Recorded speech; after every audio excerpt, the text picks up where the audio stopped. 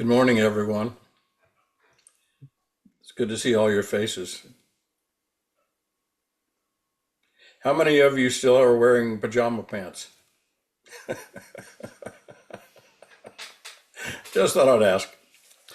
I got another thing to ask too. Does it bother anybody, or is it just me, that they advertise these new programs coming on, or a new episode of something, and they always call it all new?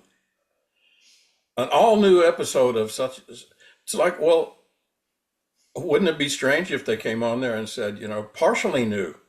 Some of it's old stuff that we've done before, but I just never understood why they do that.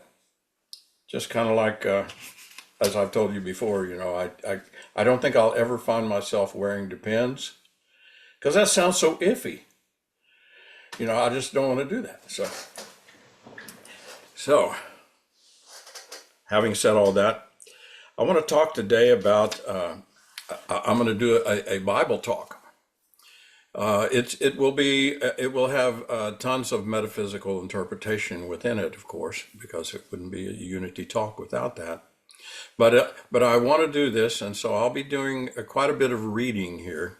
And as a result of that, what I'm talking about is an old. This came up for me, the idea of old sailing vessels.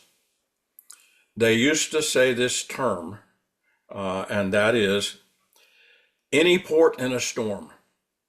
And the reason they said that is because each country had their own ports, and the only people that could come in there were the ones that flew their flag. Their own ships could come in there. They could come into that port.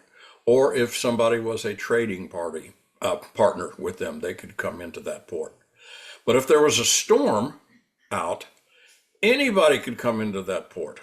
Anybody could come in there and seek refuge and haven inside that. Because, that was just the way of things. So a fishing boat or any other sort of boat could come in and was accepted while the storm raged. Anybody could come in.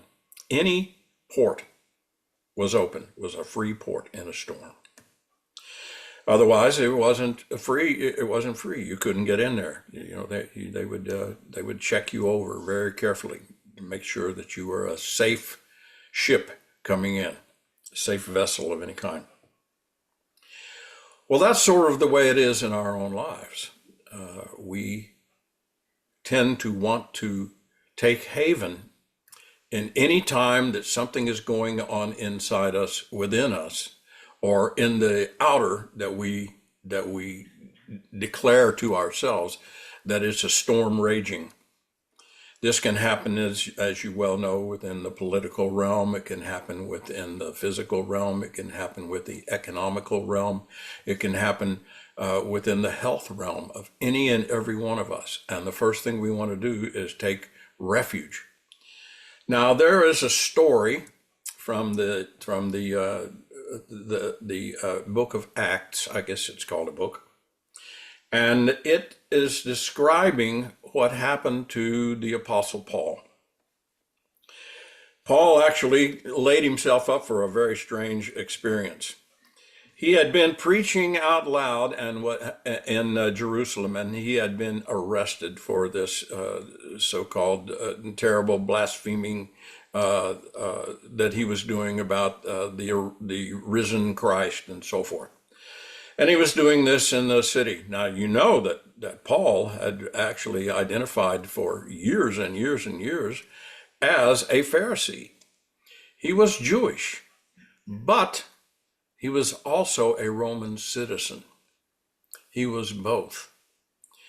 When he was taken before the tribunal and they listened to him, what he had been doing, they came to the conclusion that he wasn't breaking any laws, he wasn't doing anything wrong, and they were prepared to let him go.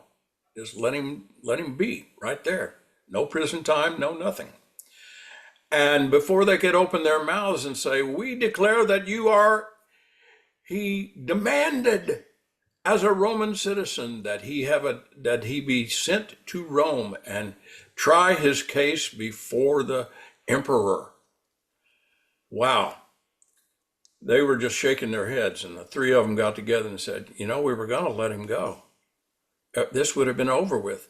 Now, because he has demanded this as a Roman citizen, we've got to honor that and send him all the way from Jerusalem, all the way back to Rome, all the way back, so that he can have his audience before the emperor and try himself there. Well, that seemed to be what was going on in his life, but he was a sneaky little guy, as you know, and was Saul, who later became Paul. He would trade that back and forth. He'd be Saul when he was with his Jewish cohorts, and if he was with any of the Roman citizens, he was Paul. Paul, Saul, Saul, Paul, back and forth. Very much like the movie Little Big Man. Does anybody remember that? He'd be an Indian at one time, and then he'd be a white man at another time, depending on whichever one that turned up for him to be the most efficacious for him at that time. Well, Paul had done the same thing. He wanted to go to Rome. Why? To see the emperor? Yeah, part of that was there, but he also wanted to go to Rome and preach. So that's why he got this free ride to Rome. So here we are in the 27th chapter of Acts. It says this, and I'm going to pull up a map here in just a little while. Okay.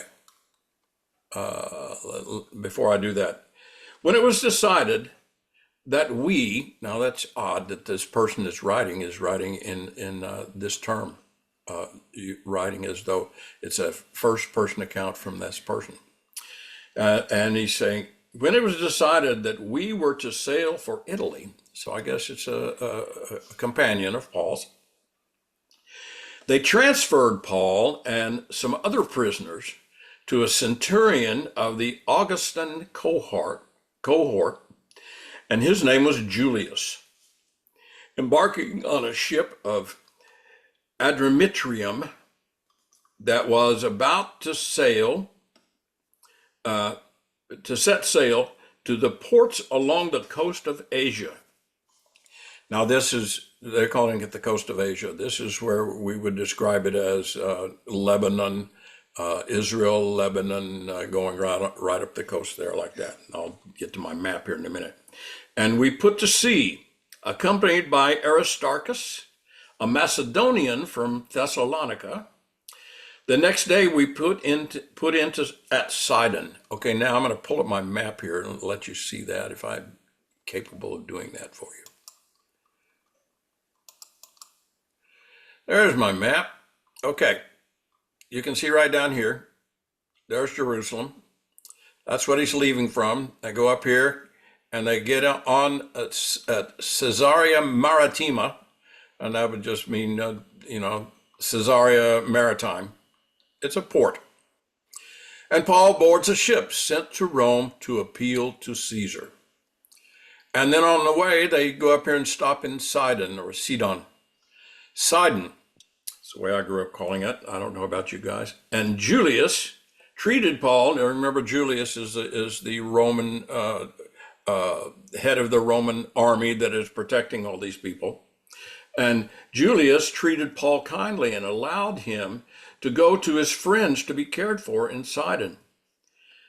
Putting Lee of Cyprus, now they are taking off and they're going, okay, there are two sides to any island, usually they're named.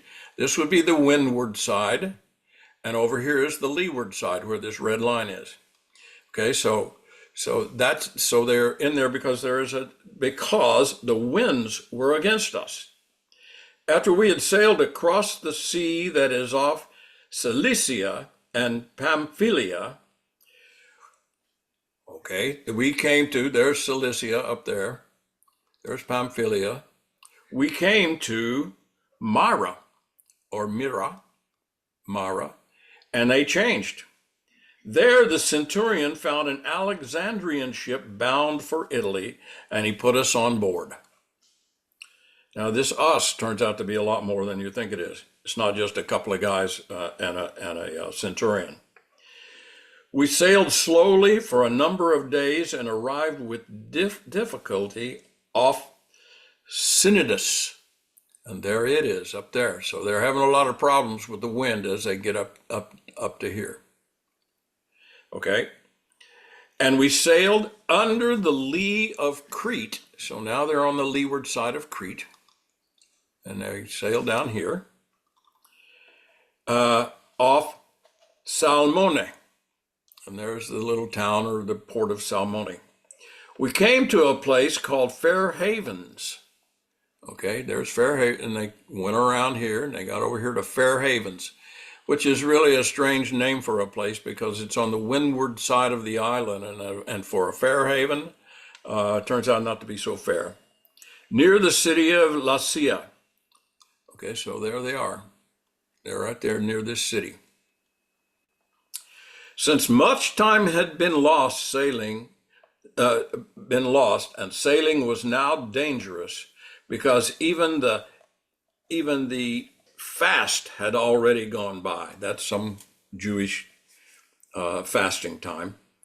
Paul advised them, saying, "Sirs, I can see that the voyage will be with danger and much heavy loss, not only of the cargo and the ship, but also of our lives."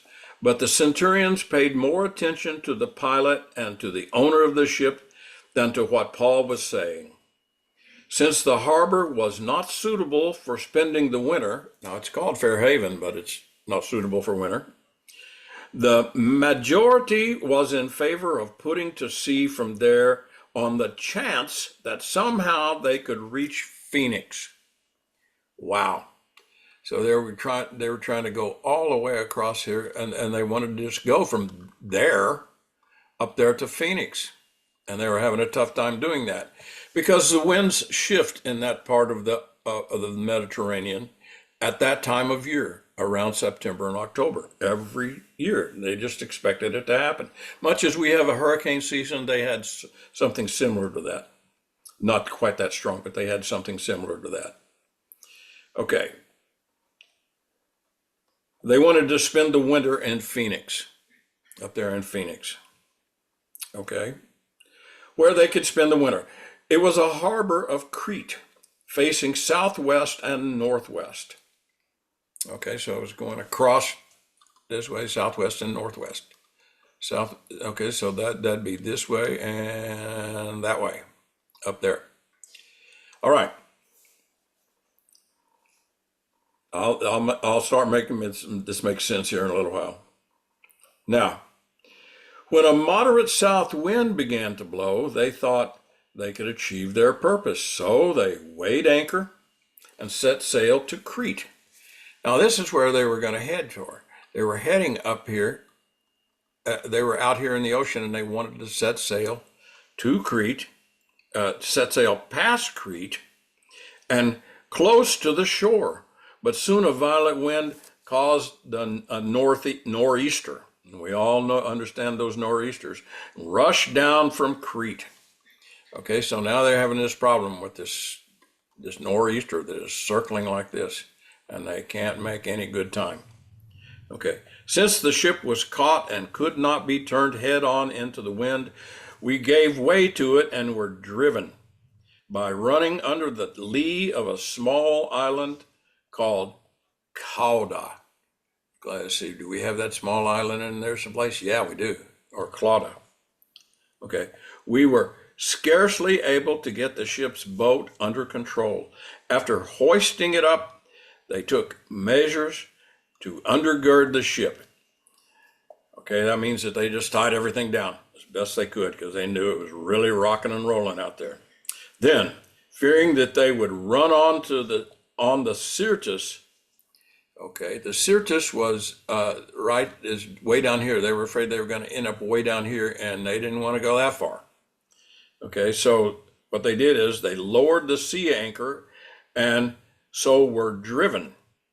We were being pounded by the storm so violently that on the next day they began to throw the cargo overboard. And on the third day, with their own hands, they threw the ship's tackle overboard. Then neither sun nor stars appeared for many days. It was just clouds, clouds, clouds, as much as they could see. And no small tempest raged. So it was a heavy one.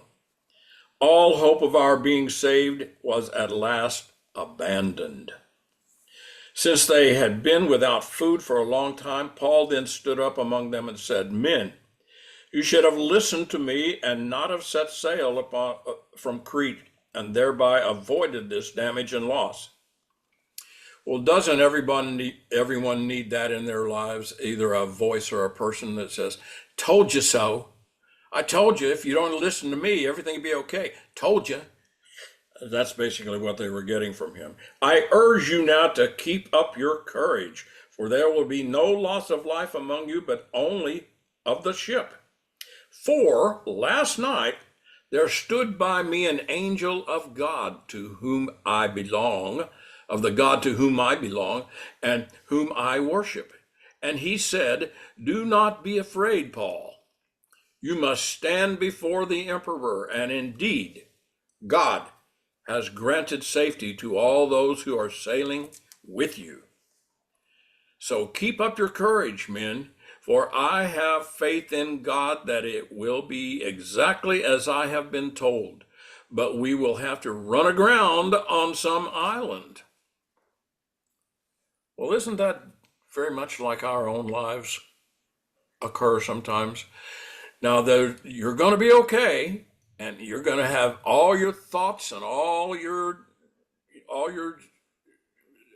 around you. You're going to have everything that you need to get through this. But the very idea of what you've been holding on to, you're going to lose it. But just be prepared to let it go in order for even something better to occur. Usually that's the time when we say to, "Now, who is this voice talking to me? What is this going on?" It's very much like that little joke about the guy hanging onto a stick over a cliff and saying, "Please help me, God, God, help me, help me, help me." And a voice says, "Well, just let go." And what usually happens is the same thing within us. We say, "Is there anybody else out there? Is there anybody else we can talk to? Help." Well, let go. I don't want to let go. So that's what he's telling them. Be prepared to let go, and you will be okay. When the 14th night had come, as we were drifting across the Sea of Adria, we would call it the Adriatic Sea. There's the Aegean Sea up there. And so here he is, Adriatic Sea, Sea of Adria. And they're drifting across there, and they're just being taken wherever they might be. They have no idea where they might be. When this happened, about midnight, the sailors suspected that they were nearing land. So they're getting closer up here to an island. They don't know which island it is yet. So they took soundings and found 20 fathoms. That's about 40 feet deep, I believe. Somebody can correct me on that if I'm not exactly right on that. But anyway, they found 20 fathoms, and a little farther on, they took soundings again. This simply means they dropped something down in the sea with a rope that had knots on it, and when it hit bottom and got loose, then they knew, oh, okay. And they'd pull it up and count the knots, and they knew that's where they were. By the way, that's how Mark Twain took his name, is from taking a sounding in the Mississippi River. Okay, so it says about 20 fathoms, and a little farther on, they took soundings again and found 15 fathoms. So they knew they were nearing land of some kind, or at least some kind of a shoal underneath the water, because it's getting more shallow. Fearing that we might run on some rocks, they let down 4 anchors from the stern and prayed for day to come. But when the sailors tried to escape from the ship and had lowered the boat into the sea, there were little dinghies, there's lifeboats, on the pretext of putting out anchors from the bow, Paul said to the centurions and the soldiers, "Unless these men stay in the ship, you cannot be saved." Then the soldiers cut away the ropes of the boat and set it adrift with no one in it. Then just before daybreak, Paul urged all of them to take some food, saying, "Today is the 14th day that you have been in suspense and remaining without food, having eaten nothing. Therefore, I urge you to take some food, for it will help you survive. For none of you will lose a hair from your heads." He's just certain with them that nothing as bad is going to happen to them. He remembers his dream that he had, the angel coming to him, saying, "You'll lose the ship and you'll lose everything else around you." In other words, you will lose your attachment to the outer. But still, all of you, all the things that you have within this ship with you, all of the things, all the thoughts and feelings and everything that you have within you, all the beliefs that you have, they will continue with you. Therefore, I urge you to take some food. Okay, after he had said this, he took bread, and giving thanks to God in the presence of all, he broke it and began to eat. And then all of them were encouraged and took food for themselves. It says here, we were in all 276 persons on that ship. Now, it was a much larger ship than you imagined in your mind, wasn't it? That's the way I see it. When I read that, I thought, wow, that's a lot larger boat than I ever thought it was. 276 people in there. That's the soldiers, the crew, and all of the prisoners and everybody. After they had satisfied their hunger, they lightened the ship by throwing the wheat. It was carrying wheat, remember, it was a vessel carrying wheat. And they threw all that into the sea, so the cargo is all gone now. In the morning, they did not recognize the land, but they noticed a bay with a beach, on which they planned to run the ship ashore if they could. So they cast off the anchors and left them in the sea. So there they are. They have finally let go of everything except the ship itself. The general idea of everything that's holding them. At the same time, they loosened the ropes that tied the steering oars. Then, hoisting the foresail to the wind, they made for the beach. That little sail on the very front of those old sailing ships, that's the only sail they had out, and they were heading straight for it. But, striking a reef, they ran the ship aground. The bow struck and remained immovable, but the stern was being broken up by the force of the waves. So they're stuck in the front, and the waves are coming up on the back of the boat, and it was just getting chewed up by all the force of the waves. The soldiers' plan was to kill the prisoners so that none might swim away and escape. But the centurion, you remember him? You remember him, Julius? Was that his name? I believe so. But the centurion, wishing to save Paul, kept them from carrying out their plan. He ordered those who could swim to jump overboard first and make for the land, and the rest to follow, some on planks, others on pieces of the ship.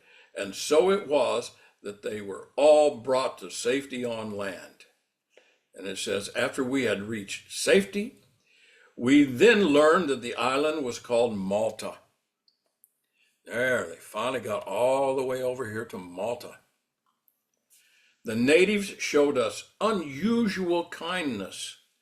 Since it had begun to rain and was cold, they kindled a fire and they welcomed all of us around it. Paul had gathered a bundle of brushwood and was putting that on the fire when a viper, a snake, driven out by the heat, fastened itself on his hand.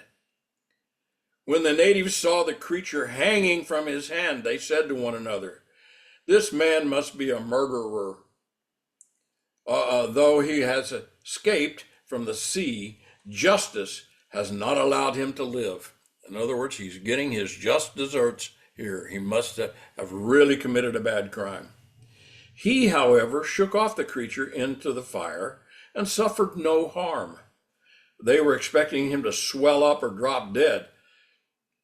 But after they had waited a long time and saw that nothing unusual had happened to him, they changed their minds and began to say that he was a god. Oh, he must be a god, or he must be sent from God, or he must have some kind of special connections with God because he didn't die. Now, let's stop right there. It continues on and other things that happen to Paul. He eventually does make it all the way and gets his audience with the and we read all about that. But that's not the important thing that I wanted to discuss here. I want to discuss this storm. This storm that continues to rage and rage and rage is the same sort of a storm that continues to rage and rage and rage in us until we listen to that still small voice, that angel voice within us that says, let it all go. Just let it go. That's not the important thing. Just get to where you're supposed to be. And where is that? We're supposed to get to that still small place within us. How do we get there? If we're not able to get there by all the means that we can seek in the outer, and that is all eventually destroyed because we see that it holds no real power in the outer for us, where do we end up? You see, the whole idea behind this was, as I started this, was I was talking about, any port in a storm. And that's what they were looking for. They were looking for everything in the outer, every port that they could possibly find, when actually the same thing occurs to us that occurred to them. They finally gave up everything and lost everything in the outer. But they contained that which was the most important, the very God-given life that they had. Each one of us has the same thing within us. Yes, we have these storm rage. Yes, we have these situations and we see them and they are written up for us in all sorts of newspapers and journals and online and so forth about how, oh, ain't it awful and how terrible things are. But the truth of the matter is there is a place, there is a port within each and every one of us that can calm those seas and calm those storms for us. We call it simply that still small voice, that place within us where we can rest and feel that we are in our true being. And our true being is the fact that we are spiritual beings having an earthly experience rather than earthly beings seeking a spiritual life. So turn within. Turn within any time that you feel any kind of anxiety from the outer. Because this will pass. This too shall pass. All of that. None of that is important at all. As a friend of mine used to like to say, when we would be in a situation, it might be that we'd run out of gas or something as we were traveling together. We were all musicians. And his attitude was always, you know what? In 100 years, nobody's even going to know about this. And in 10 years, nobody will even know about it. As a matter of fact, once we get gas again, then we won't even think about it anymore. Let's just allow ourselves to be right here and now in this moment in stillness. Let us not worry about the outer. That'll all take care of itself. Let us instead just look within ourselves. And yes, there were times when we would say, oh yeah, sure, yeah, right, you can say that, but we really need to get on down the road. Well, we will, and if we don't, in 100 years, it won't make any difference one way or the other. And he was always right at having that sort of an attitude. I developed that same sort of an attitude within myself, and I realized looking for peace and calm and looking for something within the outer to reach the intended goal will never happen. There'll always be some kind of encounter, some kind of storm, large storm, small storm, something that I will be struggling against, but at the same time, being able to let it all go and just allow ourselves to be is probably the most important thing we can learn in life. How do we reach that point, though? Oh, and it's so simple. It's so simple. And as a minister, and so forth, it's not anything special that I know. Each one of you know this, and we all know this. Prayer, prayer, prayer, and I'm talking about positive prayer, not prayers of, oh God, help me now, I'm out here and all this bad stuff's happening to me, oh help, help, help, help. No, not that sort of a beseeching prayer, but a prayer where we are stating truth. When we say to ourselves in prayer, we know that there is one presence and one power guiding us always.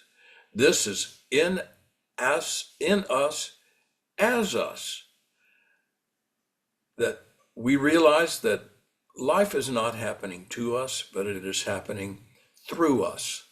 And if we change our mind, then everything else around us changes. That's the true sense of being. Change your mind. That's the real meaning of the word repent. Change your mind. Turn your head. Turn it away from this and look within. Look within and stay within. Stay in that sweet, gentle, calm place. That place where when we go there, then the storm disappears. Oh, it may still be raging all around us in the outer, but it disappears for us in the inner. If we can live there and stay there, then we find a true fair haven. We find that. It would be good to be able to go and stay within that place. But if you're anything like I am, and I pretty much think you are, we come and go. We go there and then we back out. We stay there and then we come back to it. But at least we have practiced through meditation and prayer enough of this time after time that it's easier to get back there. It's safer. We don't mistrust it. We know that we'll get there and everything will be okay. So that's what we want to try to do. We don't want to try to stay in that storminess and hunt for any port in a storm. Instead, we know that there is a port that is available to us in any storm. Just twist those words around a little bit. Any port in a storm? No. The port that exists for us in any storm in the outer. God bless and thank you very much for listening.